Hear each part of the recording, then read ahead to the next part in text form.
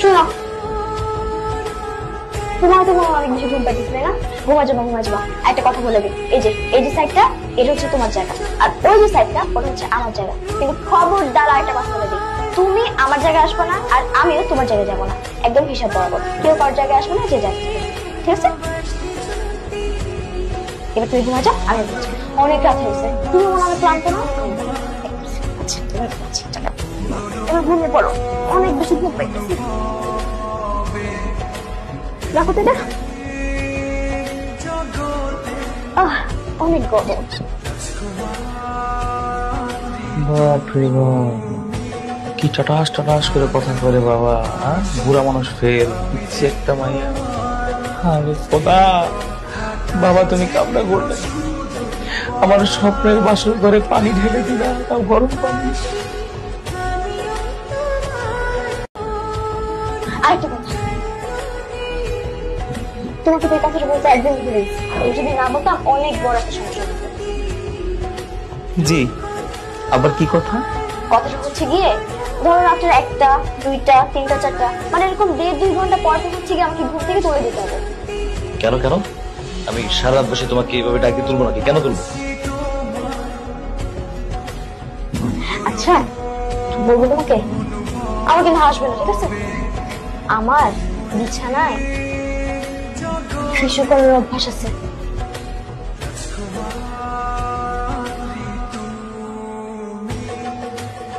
আরে কি হলো, ডাক দিবে কি দিবে না? আশ্চর্য বিষয় তো, আমার কথা যেমন শুনতেই পারতেছে না, আমার কথা কোনো উত্তরই দিতেছে না দিলে নাই। আমার বলার কথা আমি বলে দিচ্ছি, এরপর যদি তুমি আমাকে না তুলো তাহলে আর কি, আমি বিছানায় শিশু করে দিব, ওটা তুমি পরিষ্কার করবো। অনেক হয়েছে, এবার ঘুম থেকে উঠো। কয়টা বাজে যাইতেছে, অনেক লেট হয়ে যেতেছি।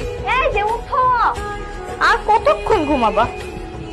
উঠো না, এতক্ষণ কেউ ঘুমায় নাকি? আশ্চর্য বিষয়, উঠো, আমাকে স্কুলে নিয়ে যাবা। আল্লাহ জানে কয়টা বাজে গেছে, আমার যাইতে হবে তো তাড়াতাড়ি। উঠো, এই যে উঠো।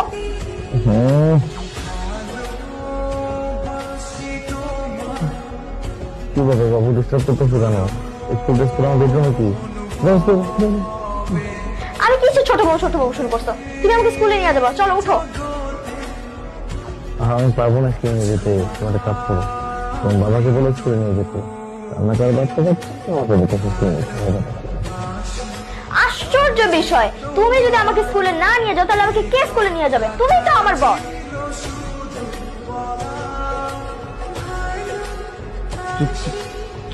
তুমি? আরে হ্যাঁ আমি। আল্লাহ,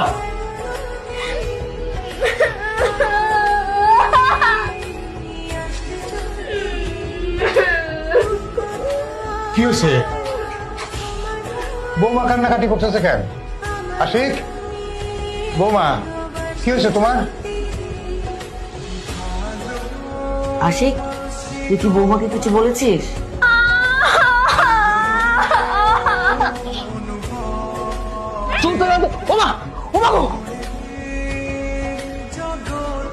দেখছো মা, হ্যাঁ কেমন যে করছে কি? এত মানুষ না, এত একটা কুত্তা আসতে একটা কুত্তাই। তুই কি মাংস খাস না? জীবনে খাস নাই? আমরা তো প্রতিদিন তোর মাংস খাইতেছি। এত জোরে কেমন দিচ্ছে, কুত্তাও তো এত জোরে কেমন দেয় না। আমার জীবনটাই শেষ হয়ে গেছে না মা। এই চুপ কর তো, তুই কি বৌমার সঙ্গে তুই তো গালি করতেছিস?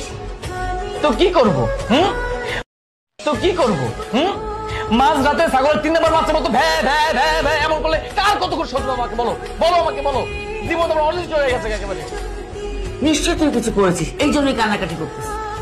আরে মা না, উল্টাপাল্টা মা বিশ্বাস করে, এগুলো কিছুই না। আমি ঘুমাইতেছিলাম, হঠাৎ করে মাঝরাতে ভ্যা ভ্যা ভ্যা ভ্যা করে কান্নাকাটি শুরু করে দিছে। কার ভালো লাগে কই চিল্লাচিল্লি রাত্রেবেলা? মেজাজ খারাপ হয় না? ঘুম ভেঙে গেলে এমনি?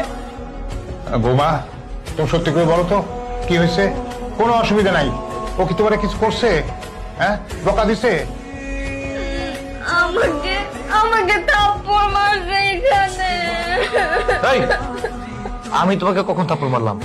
হ্যাঁ, একটু আগে স্বপ্নে দেখলাম না কতগুলো তুমি আমাকে থাপ্পড় দিলা, তার সাথে সাথে অনেকগুলো আবার টাকাও দিছো। ও আর স্বপ্নে থাপ্পড় মারছে? বৌমা